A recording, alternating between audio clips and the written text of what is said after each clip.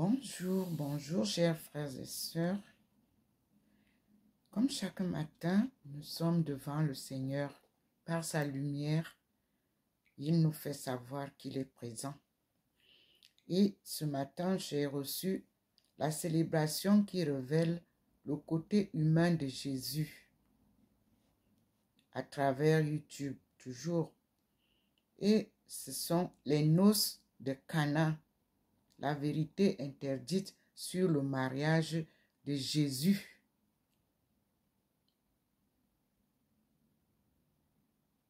Que l'Église a censuré. Mais je viens de recevoir, puisque c'est le Seigneur qui décide maintenant nous révéler tout ce qui a été caché. Et je vous fais écouter, je partage avec vous, tel que je l'ai reçu.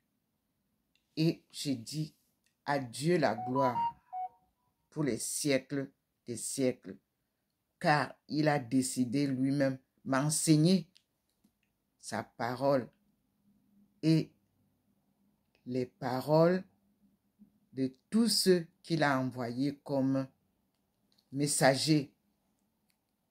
Et comme je suis suivi par Jésus-Christ qu'il m'a donné comme compagnon et sa mère Marie, je partage gratuitement avec vous, car Dieu est grâce et tout ce qu'il me donne, je n'achète pas.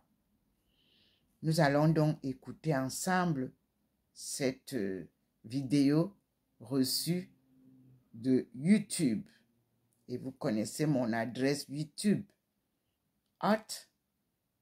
DR, c'est-à-dire docteur, Ndomo en minuscule, Ndomo Melingi Thérèse. Aïcha est mon nom chinois et mon nom musulman, sans i tréma. Il n'y a pas de i tréma.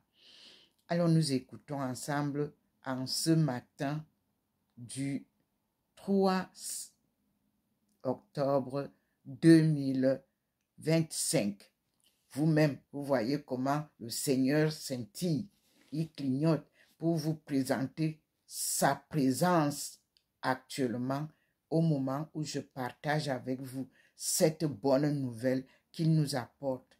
Ce sont des leçons venues de Dieu lui-même. Écoutons, car il est le Dieu de vérité. Vous ne lirez plus jamais Jean chapitre 2 de la même façon, car la vérité, c'est que ce mariage à Cana n'était pas un événement ordinaire. Les traditions anciennes suggèrent quelque chose que les conciles ecclésiastiques ont préféré effacer. Des manuscrits qui ont été laissés en dehors de la Bible officielle pointent vers une réalité différente. Et même le texte canonique, lorsqu'il est analysé avec attention, révèle des fissures dans le récit officiel. Vous êtes-vous déjà demandé pourquoi l'identité de l'époux n'est jamais révélée? Dans tous les évangiles, des noms sont mentionnés. Zachée, Jaïr, Nicodème, Lazare. Mais aux noces de Cana, le protagoniste de l'événement, l'époux, est un fantôme sans nom. Pourquoi? Et Marie? Ah, Marie, elle ne suggère pas simplement que Jésus fasse quelque chose. Elle ordonne aux serviteurs, faites tout ce qu'il vous dira. Quel genre d'invité donne des ordres aux employés d'une fête? Quelle est cette autorité? Des études anthropologiques sur les mariages juifs au 1er siècle révèlent des détails fascinants. Dans cette culture, seule la famille directe de l'époux avait du pouvoir sur les serviteurs. Seule la mère de l'époux pouvait intervenir de cette manière dans une crise concernant la fête. Et il y avait une crise. Le vin était épuisé. Pour nous, aujourd'hui, cela peut sembler être simplement un embarras social. Mais à cette époque, c'était une humiliation dévastatrice. C'était un échec public qui ternirait la réputation de la famille pendant des générations. L'époux était responsable de fournir suffisamment de vin. Et lorsque Marie perçoit le problème, elle agit immédiatement. Pas comme une invitée, comme quelqu'un qui avait une responsabilité directe sur cet événement. Maintenant, laissez ces informations se déposer un instant. Un mariage, un époux sans nom, Marie avec l'autorité d'une hôtesse, Jésus réalisant son premier miracle public justement là. Que s'est-il vraiment passé aux noces de Cana? Cette question a dérangé les théologiens pendant des siècles. Certains ont simplement évité le sujet, D'autres ont créé des explications qui ne résistent pas à une analyse culturelle et historique plus profonde. Et un petit nombre, mais courageux d'érudits, a commencé à investiguer des traditions qui ont survécu en dehors des murs de l'orthodoxie. Et ce que ces traditions disent va ébranler vos certitudes. Car si ce que vous avez cru toute votre vie sur cet épisode est faux, quoi d'autre pourrait être faux? Si l'Église primitive a décidé de façonner ce récit d'une manière spécifique, en occultant des détails gênants, quelles autres vérités ont été ajustées pour servir un agenda institutionnel? Vous n'avez pas besoin d'abandonner votre foi pour poser ces questions. En réalité, questionner est un acte de foi. C'est avoir confiance que la vérité est plus forte que le dogme. C'est croire que Dieu ne craint pas votre recherche sincère de connaissances.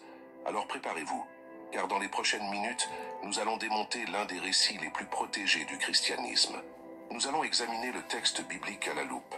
Nous allons mettre en lumière des traditions qui ont été réduites au silence, et nous allons vous donner les outils pour que vous tiriez vous-même vos propres conclusions.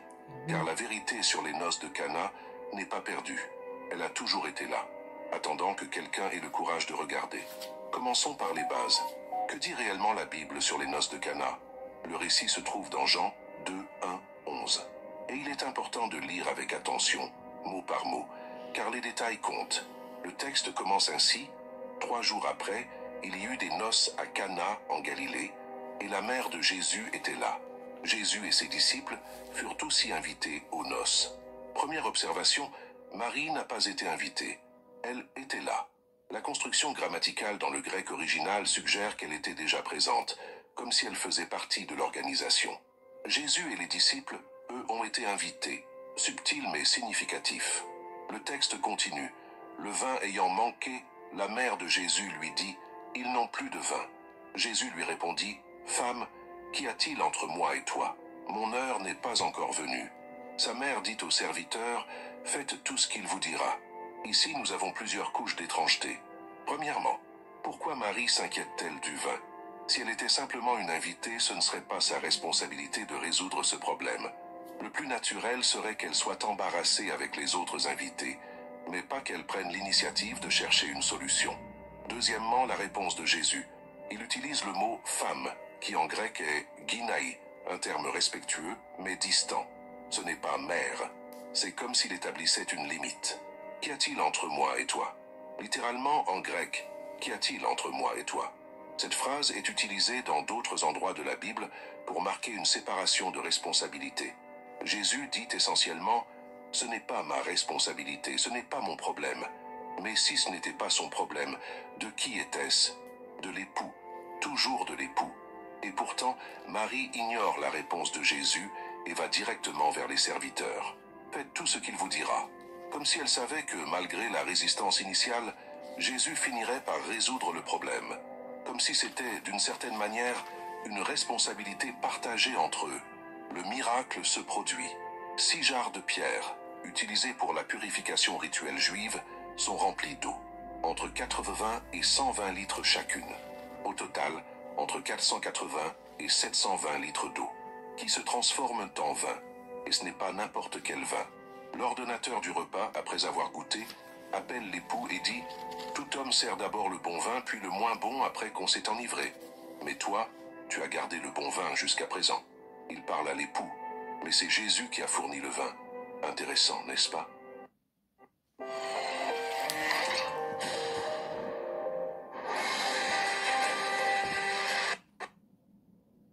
Et l'époux, silence absolu. Il ne répond pas. Il ne remercie pas. Il disparaît simplement du récit, comme s'il était un personnage secondaire dans sa propre fête de mariage. Jean conclut, tel fut à Cana en Galilée, le premier des signes que fit Jésus. Il manifesta sa gloire, et ses disciples crurent en lui. Premier signe, première démonstration publique de pouvoir. Et cela se produit lors d'un mariage où l'époux n'a pas de nom. La mère de Jésus agit comme hôtesse, et Jésus résout un problème qui n'était pas le sien. Passons maintenant aux lacunes. Les spécialistes de la Bible remarquent que l'évangile de Jean est extrêmement détaillé. Il mentionne des noms, des lieux spécifiques, même les heures du jour. C'était environ la 6e heure. Il était presque la 6e heure. Jean n'économise pas en précision. Mais ici, dans cet événement si significatif, le premier miracle, il omet le nom de l'époux. et de l'épouse aussi. En fait, l'épouse n'est même pas mentionnée une seule fois dans tout le texte. C'est comme si le mariage n'était qu'un arrière-plan, pas l'événement principal. Pourquoi? Certaines interprétations traditionnelles disent que Jean a omis les noms pour protéger la vie privée des personnes concernées. Mais cela n'a pas de sens.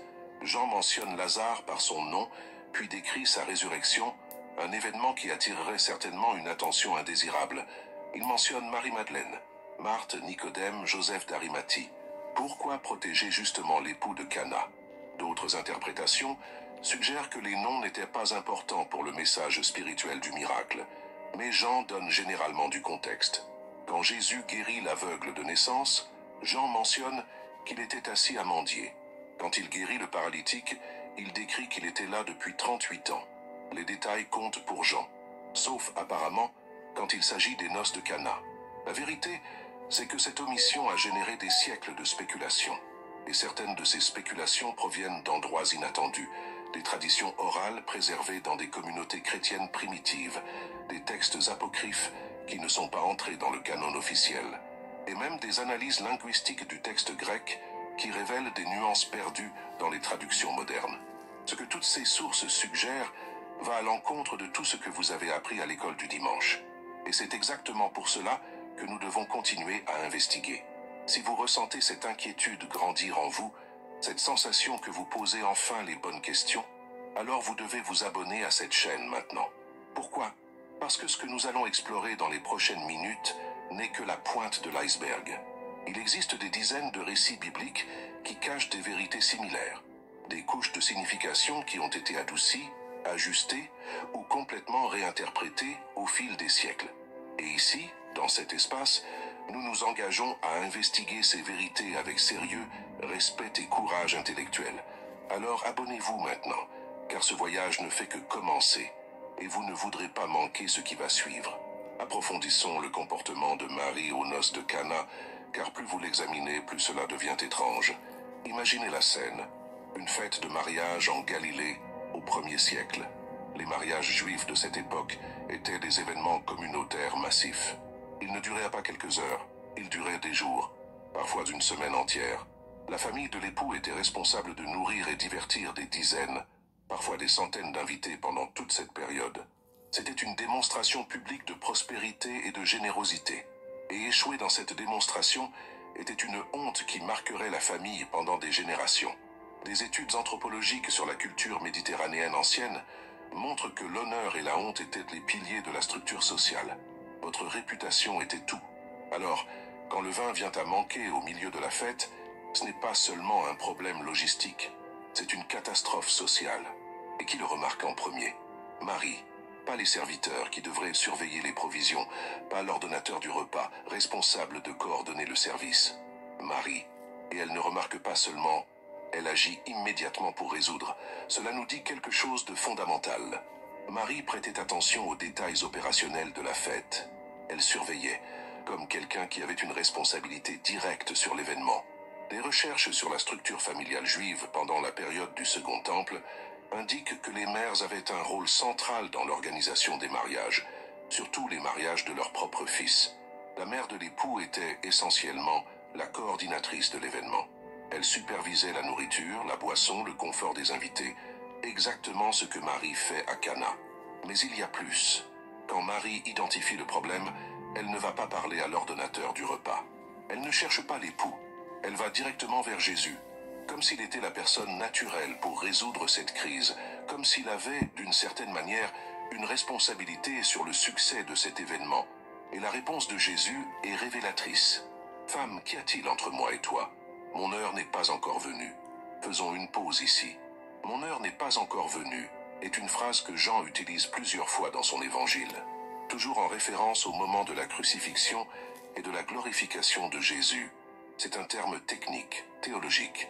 Jésus dit « Ce n'est pas le moment de révéler qui je suis vraiment. » Mais pourquoi associerait-il le fait de faire du vin lors d'une fête avec la révélation de son identité messianique? Pourquoi cela serait-il si significatif? Merci, À moins Seigneur, que ce ne pour soit ta pas présence. juste une fête. Merci, mon À moins Dieu. que ce moment spécifique, Merci cet endroit pour ta spécifique, lumière. ait une signification personnelle profonde pour Jésus.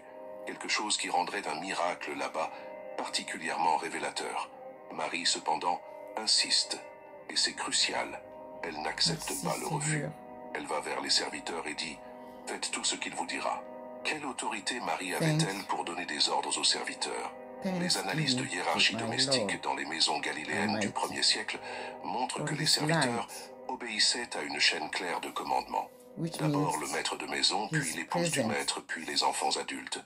Les invités ne donnaient jamais d'ordres aux serviteurs. Jamais. À moins qu'ils ne soient pas simplement des invités. Et les serviteurs obéissent immédiatement, sans questionner. Comme s'ils étaient habitués à recevoir des instructions de Marie. Comme si elle était une figure d'autorité reconnue dans cette maison. Il y a encore un autre détail fascinant. Le texte dit que Marie était là avant l'arrivée de Jésus. Dans le grec original, la construction suggère qu'elle était déjà présente, possiblement impliquée dans les préparatifs. Jésus et les disciples sont arrivés après, comme invités. Pourquoi Marie arriverait-elle plus tôt? Pourquoi serait-elle là depuis le début? Des traditions préservées dans certains textes patristiques, écrits des premiers pères de l'Église, mentionnent que Marie avait une relation proche avec la famille de Cana. Certaines de ces traditions suggèrent des liens familiaux. D'autres insinuent quelque chose de différent. Mais le plus intéressant est le silence institutionnel sur ces traditions. De nombreux textes patristiques ont été préservés, copiés et étudiés intensivement. Mais ceux qui spéculaient sur la nature exacte de l'implication de Marie à Cana ont été curieusement moins copiés, moins étudiés, comme s'il y avait un malaise à explorer ce thème trop profondément. Que savait-il que nous ne savons pas? Il y a un parallèle intéressant dans un autre moment du ministère de Jésus. Aux noces de Cana, Marie prend l'initiative et Jésus résiste initialement, mais agit ensuite. À la crucifixion, Marie est au pied de la croix, et Jésus du haut de la croix lui dit « Femme, voici ton fils », en référence à Jean, et à Jean, « Voici ta mère ». Encore une fois, femme, pas mère. Une distanciation respectueuse, mais délibérée. Les spécialistes notent que Jean, en écrivant son évangile, crée des connexions intentionnelles entre le début et la fin du ministère de Jésus. Le premier signe à Cana et le dernier signe sur la croix sont théologiquement liés. Dans les deux, Marie est présente. Dans les deux, Jésus l'appelle femme. Dans les deux, il y a du vin. À Cana, du vin de célébration. Sur la croix, du vin amer offert à Jésus. C'est comme si Jean disait « Si vous comprenez Cana, vous comprendrez la croix. » Et vice-versa. Mais que voulait-il exactement que nous comprenions? La clé peut être dans ce que Jean ne dit pas, dans les omissions délibérées, dans l'époux sans nom, dans l'épouse qui n'apparaît jamais, dans Marie agissant comme hôtesse, sans être présentée comme telle, dans Jésus réalisant son premier miracle public dans un contexte curieusement intime et domestique. Toutes ces pièces forment un puzzle, et quand vous commencez à l'assembler, l'image qui émerge est troublante. Surtout si on vous a enseigné toute votre vie que Jésus était célibataire, que sa mission était purement spirituelle, que les relations romantiques ou familiales étaient hors de question. Mais si ce n'était pas toute l'histoire, et si les noces de Cana étaient en réalité un enregistrement soigneusement codé de quelque chose que les premiers chrétiens savaient, mais que les générations postérieures ont décidé d'effacer. Maintenant, plongeons dans le grec, car la Bible que vous lisez en français a traversé plusieurs couches de traduction, et à chaque couche, des choix ont été faits, des mots ont été adoucis, des nuances ont été perdues. Le Nouveau Testament a été écrit originalement en grec koiné, le grec commun parlé dans l'Empire romain du 1er siècle, et quand nous examinons le texte grec de Jean 2, 1, 11, nous trouvons des détails fascinants qui simplement ne survivent pas à la traduction. Commençons par la première phrase. Le troisième jour, il y eut des noces à Cana en Galilée. En français, cela semble être une simple indication temporelle. 3 jours après quelque chose. Mais après quoi? Jean vient de raconter l'appel des premiers disciples. 3 jours après cela, il y a un mariage. Mais en grec, le troisième jour a des résonances beaucoup plus profondes. C'est une phrase chargée de signification théologique. Le troisième jour est celui où Jésus est ressuscité. C'est un nombre symbolique de complétude et de révélation divine. Jean utilise cette phrase intentionnellement, signalant au lecteur « Faites attention, quelque chose d'important est sur le point de se passer ». Ensuite, nous avons la description de Marie étant là. En grec, c'est « enimitir tout isou et qui » était la mère de Jésus là. Le temps verbal indique un état continu. Elle n'est pas arrivée, elle était déjà présente. Ce qui renforce notre analyse précédente. Marie n'a pas été invitée comme les autres. Elle faisait partie de la structure de l'événement. Maintenant, la partie cruciale. Quand Marie dit à Jésus, « Ils n'ont plus de vin », la phrase grecque est « Unonou kerousin », vin non pas. C'est une affirmation simple, factuelle. Mais le ton implique une attente. Ce n'est pas « il y a un problème ici ». C'est « nous avons un problème ici qui doit être résolu ». Le « nous » est implicite dans la structure de la phrase. Et la réponse de Jésus « Tiemi kessi guiné », mot à mot, « quoi à moi et à toi, femme ». Cette phrase « ti et moi kai soi » est une expression idiomatique hébraïque translittérée en grec. Elle apparaît plusieurs fois dans l'Ancien Testament. Et elle marque toujours une séparation de responsabilité ou de sphère d'influence. Elle est utilisée quand quelqu'un veut dire « cela ne me concerne pas » ou « ne te mêle pas de mon chemin ». Mais voici le détail intéressant. Quand cette phrase est utilisée entre membres proches de la famille, elle indique souvent non pas une distanciation absolue, mais une négociation de rôle. C'est comme si Jésus disait « Tu me mets dans une position difficile. Tu sais ce que tu demandes. » Et Marie répond non pas à Jésus, mais au serviteur, comme si la négociation avait été résolue, comme si elle savait que, malgré la résistance, Jésus ferait ce qui était nécessaire, parce qu'au final, c'était nécessaire, pour la famille, pour l'honneur, pour éviter la honte publique. Passons maintenant au mot « gyné », femme. Dans les traductions modernes, cela sonne dur, distant. Mais en grec koiné, gynai, était en fait un terme de respect. Ce n'était pas offensant. Jésus utilise le même mot quand il parle à Marie du haut de la croix, et quand il parle à d'autres femmes tout au long des évangiles, toujours avec respect, mais c'était aussi un terme formel, pas intime, pas mère, mitir, pas maman. C'était une façon d'établir une distance professionnelle, même au sein d'une relation familiale. Pourquoi Jésus aurait-il besoin d'établir cette distance? Les analyses littéraires suggèrent que Jean crée une séparation théologique. Le Jésus de la foi, le Messie, le Fils de Dieu, est en tension avec le Jésus historique, le fils de Marie, membre d'une famille humaine. Et Cana est le moment où ces deux identités commencent à entrer en collision. Parce que faire ce miracle signifiait s'exposer, signifiait commencer à révéler qui il était vraiment. Et dans un environnement si spécifique, un mariage dans un petit village, entouré de familles et d'amis, cette révélation aurait des conséquences personnelles immédiates. Jésus disait essentiellement « Si je fais cela, ma vie privée se termine. Tu comprends ce que tu demandes ?» Et Marie « Oui, mais c'est nécessaire. » Ensuite, nous avons la description du vin. L'ordonnateur du repas goûte et dit à l'époux « Tu as gardé le bon vin jusqu'à maintenant. » En grec, « Sutetirica ton kalon unon eos arti » Toi as gardé le bon vin jusqu'à maintenant. Le verbe « tereo » signifie « garder », préserver, maintenir en sécurité. Ce n'est pas seulement « tu as attendu pour servir », c'est « tu as intentionnellement gardé ». Cela implique une planification, un soin délibéré. L'ordonnateur du repas fait l'éloge de l'époux pour une stratégie intelligente. Servir le vin inférieur d'abord, quand les invités sont moins exigeants, puis apporter le meilleur. Mais qui a vraiment planifié cela?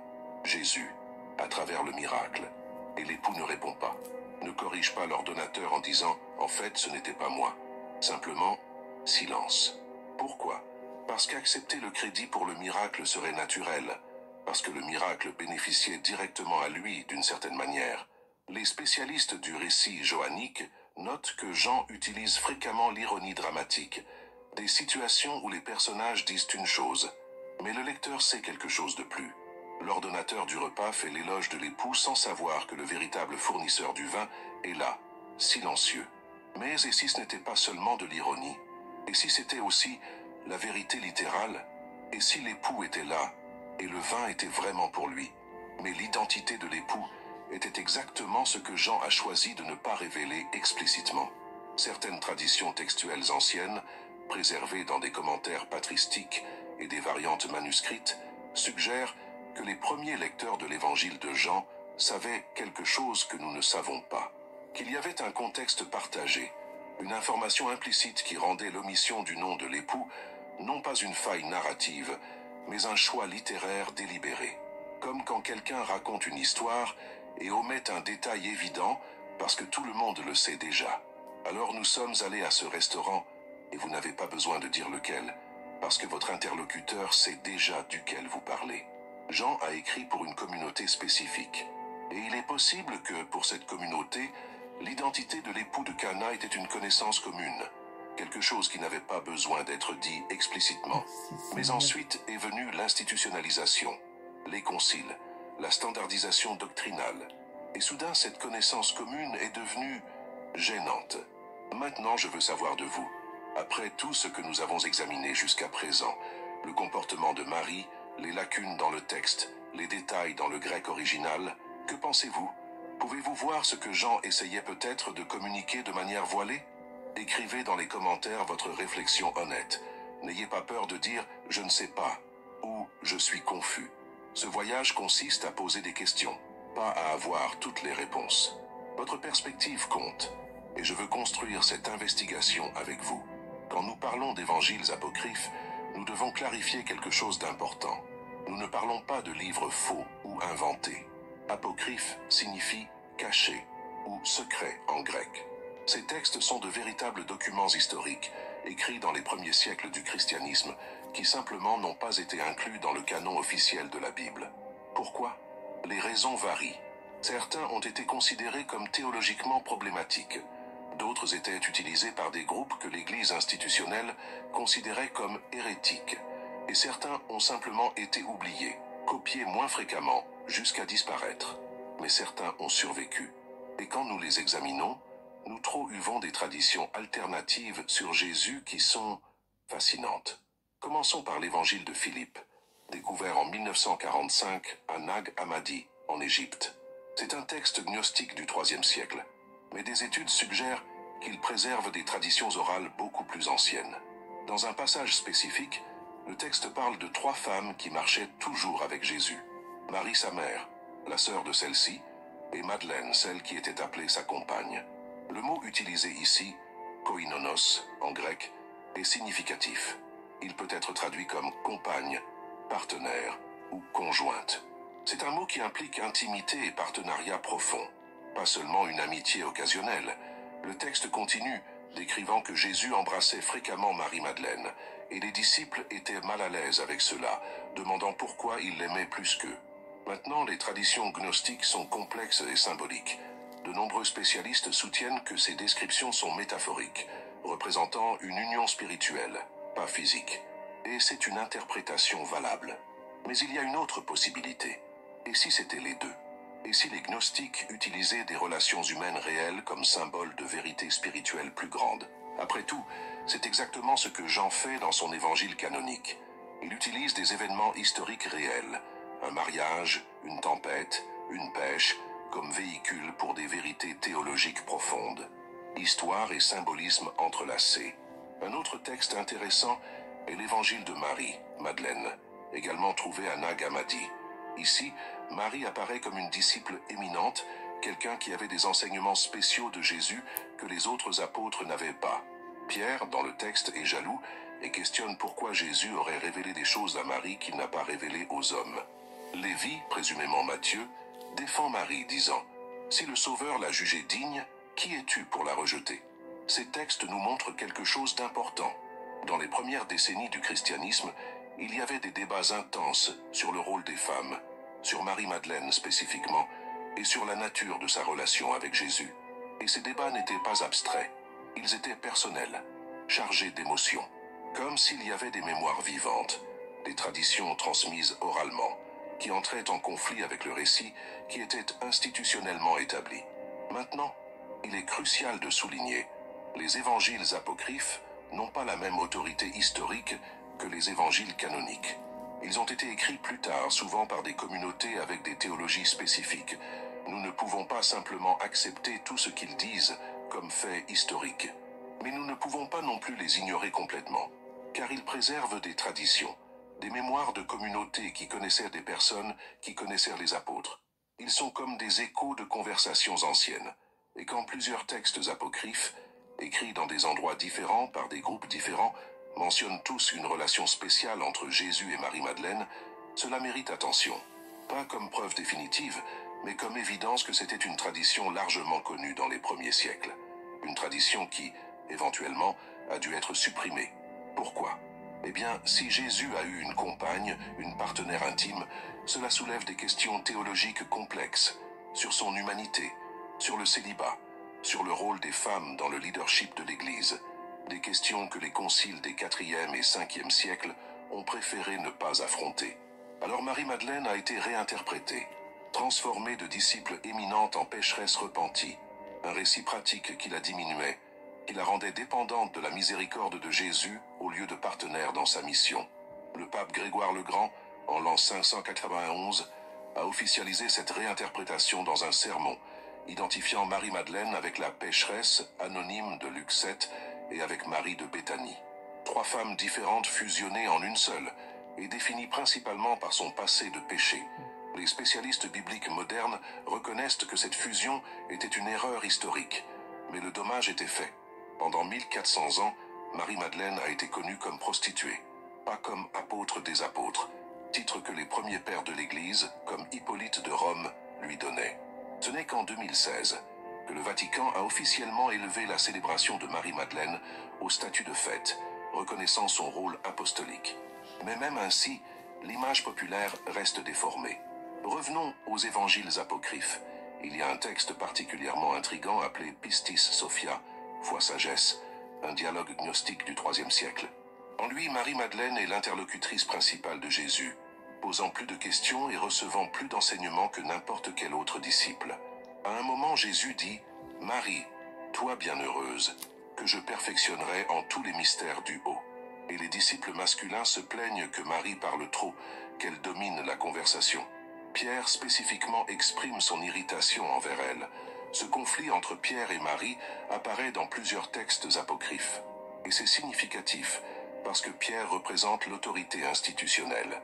Il est la pierre sur laquelle Jésus a dit qu'il construirait son Église. Marie représente quelque chose de différent, connaissance directe, intimité personnelle, révélation mystique. Ce sont 2 types d'autorité en tension, et historiquement nous savons lequel a prévalu. Mais revenons aux noces de Cana. Existe-t-il un texte apocryphe qui parle spécifiquement de cet événement? Pas directement. T'es devenu une femme avec une voix. Et ça, c'est très rare. Mais il existe des références intrigantes dans des écrits patristiques, textes des premiers pères de l'Église. Origène d'Alexandrie, au IIIe siècle, mentionne dans un commentaire que certains interprétaient les noces de Cana comme le propre mariage de Jésus, mais il rejette rapidement cette idée comme absurde. L'intéressant est qu'il a ressenti le besoin de la rejeter, ce qui signifie que l'interprétation existait. Elle était suffisamment connue pour qu'Origène ait besoin de la réfuter. Tertullien, un autre père ancien, fait également des références vagues à des interprétations charnelles des noces de Cana qui devaient être corrigées. Pourquoi tant de premiers théologiens chrétiens se sont-ils inquiétés de réfuter une interprétation qui, soi-disant, n'a jamais existé? La réponse peut être simple, parce que l'interprétation existait et était largement répandue. Peut-être était-ce même l'interprétation originale, transmise oralement par ceux qui connaissaient Jean. Mais à mesure que le christianisme s'institutionnalisait, à mesure que le célibat clérical devenait doctrine, cette interprétation devenait gênante. Alors elle a été réduite au silence, pas par destruction violente de textes, bien que cela se soit également produit dans certains cas, mais par quelque chose de plus subtil. Simplement, cesser de copier, cesser de commenter, cesser d'enseigner, jusqu'à ce que, après des générations, la mémoire se perde. Mais les mémoires perdues sont parfois récupérées. Et quand nous trouvons des fragments d'entre elles dans des textes anciens, dans des traditions orales préservées dans des communautés marginales, dans des analyses linguistiques d'évangiles canoniques, un motif émerge. Un motif qui suggère que les premiers chrétiens savaient quelque chose sur Jésus que les générations postérieures ont choisi d'oublier. Pour comprendre complètement les noces de Cana, nous devons comprendre comment fonctionnaient les mariages juifs au 1er siècle. Car quand nous plaçons l'événement dans son contexte culturel approprié, les détails étranges commencent à avoir du sens. Les mariages juifs de cette époque étaient des processus longs et élaborés. Ils commençaient par les fiançailles, Hérousine en hébreu, qui étaient juridiquement contraignantes. Le couple était considéré comme marié légalement, bien qu'ils ne vivaient pas encore ensemble. Cette période de fiançailles pouvait durer 1 an ou plus. Pendant ce temps, l'époux préparait une maison pour recevoir son épouse. Généralement, il construisait une pièce supplémentaire dans la maison de son père. Une tradition que Jésus mentionne dans Jean 14, 2. Dans la maison de mon père, il y a plusieurs demeures. Je vais vous préparer une place. Quand tout était prêt, la cérémonie de mariage proprement dite avait lieu. Ni soin. Et cette cérémonie était suivie d'une fête qui durait 7 jours. Pas quelques heures. 7 jours complets de célébration. L'époux était responsable de tout. Nourriture, boissons, divertissement, hébergement pour les invités qui venaient de loin. C'était une démonstration massive d'hospitalité et de prospérité. Et le vin était spécialement important. Des études sur la culture méditerranéenne ancienne montrent que le vin n'était pas seulement une boisson, c'était un symbole de joie, de prospérité et de bénédiction divine. L'abondance de vin signifiait la bénédiction de Dieu sur le mariage. Manquer de vin avant la fin de la fête était donc un désastre à plusieurs niveaux. C'était un échec d'hospitalité, une offense grave dans la culture méditerranéenne. C'était un signe de mauvaise gestion, suggérant que l'époux n'avait pas la capacité de subvenir aux besoins de sa famille. Et c'était vu comme un mauvais présage, comme si Dieu ne bénissait pas cette union. La honte serait publique et durable. Merci, Ce Seigneur. mariage serait rappelé pour toujours comme celui où le Donne vin a manqué. infiniment. Merci. Maintenant, qui était responsable Merci d'éviter pour cela? tes leçons. L'époux et sa famille immédiate. La Surtout la vérité mère de finit l'époux, par qui traditionnellement supervisait les préparatifs et le envelopper. déroulement de la fête. Ce qui nous ramène à Marie. Marie agit exactement comme une mère de l'époux agirait. Elle surveille les provisions. Quand elle identifie le problème, elle agit immédiatement pour protéger l'honneur de la famille. Elle ne consulte pas l'ordonnateur du repas, ne cherche pas l'époux. Elle va directement à la solution. Et la solution est Jésus. Pourquoi Jésus serait-il la personne naturelle pour résoudre une crise de vin lors d'un mariage, à moins que ce ne soit son mariage? Il y a un autre détail culturel important. Dans les mariages juifs du 1er siècle, l'époux avait un rôle spécifique pendant la fête. Il était l'hôte suprême. Il circulait parmi les invités, garantissant que tous étaient bien servis. Il était le visage de l'hospitalité. Et où est l'époux pendant la crise du vin à Cana? Silencieux, invisible. Mais Jésus agit, et quand l'ordonnateur du repas goûte le vin miraculeux, il va vers l'époux et le félicite pour avoir gardé le meilleur vin jusqu'à maintenant. L'époux ne corrige pas, accepte le compliment en silence. Serait-ce simplement une coïncidence? Ou serait-ce parce que l'époux et Jésus étaient la même personne? Les spécialistes de la Bible débattent intensément cette possibilité. La plupart la rejettent, argumentant que si Jésus était l'époux, Jean l'aurait dit explicitement. Mais d'autres soulignent que Jean utilise fréquemment l'ironie et la dissimulation narrative, disant des vérités de manière voilée pour ceux qui ont des oreilles pour entendre. Il y a un précédent biblique pour cela. Jésus lui-même enseignait à travers des paraboles spécifiquement pour cacher des vérités de ceux qui n'étaient pas prêts à les comprendre. À vous, il a été donné de connaître les mystères du royaume de Dieu, mais aux autres en paraboles. Luc 8, 10.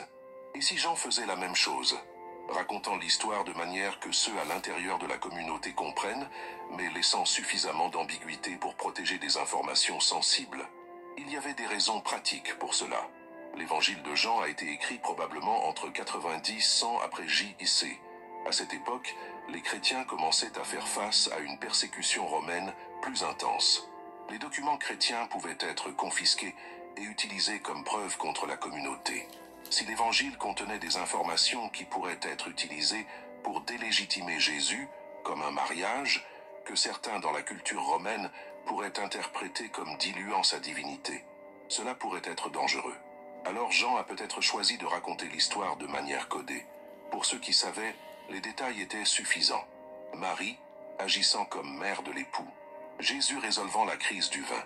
L'époux sans nom qui accepte le crédit pour le miracle. Pour ceux de l'extérieur, c'était juste une belle histoire sur un miracle lors d'un mariage. Mais il y avait une autre raison, peut-être plus importante, pour l'ambiguïté.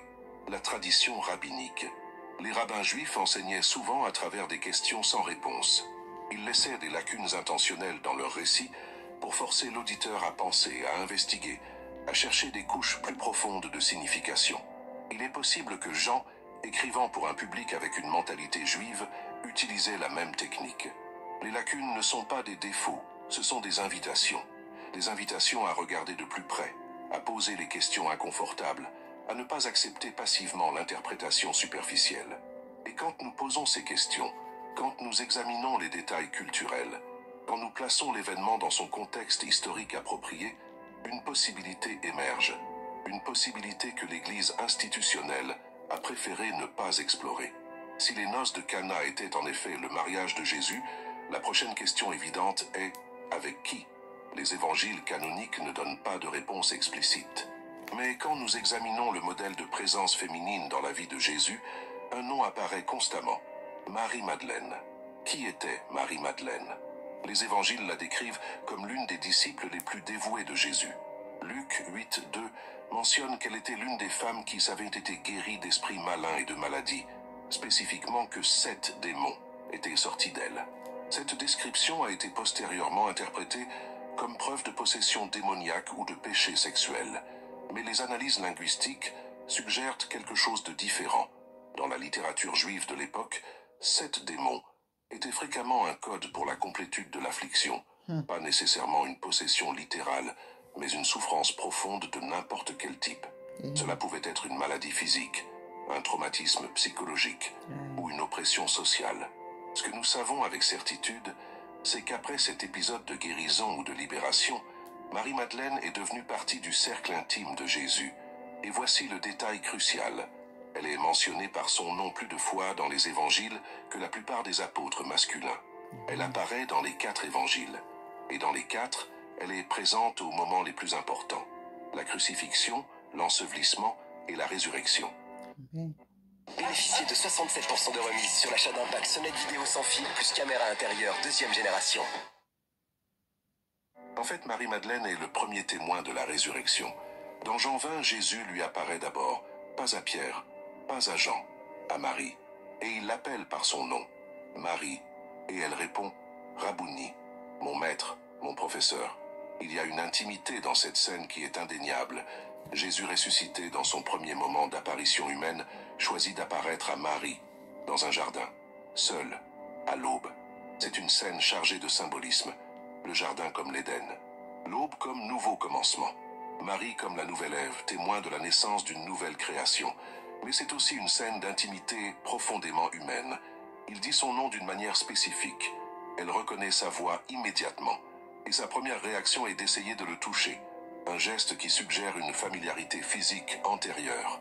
Jésus dit « Ne me retiens pas », dans le grec original « me haptu », qui signifie littéralement « ne me tiens pas » ou « ne me saisis pas », suggérant qu'elle a essayé de l'embrasser, de le tenir, peut-être de la façon dont vous teniez quelqu'un que vous aimez et que vous pensiez avoir perdu pour toujours.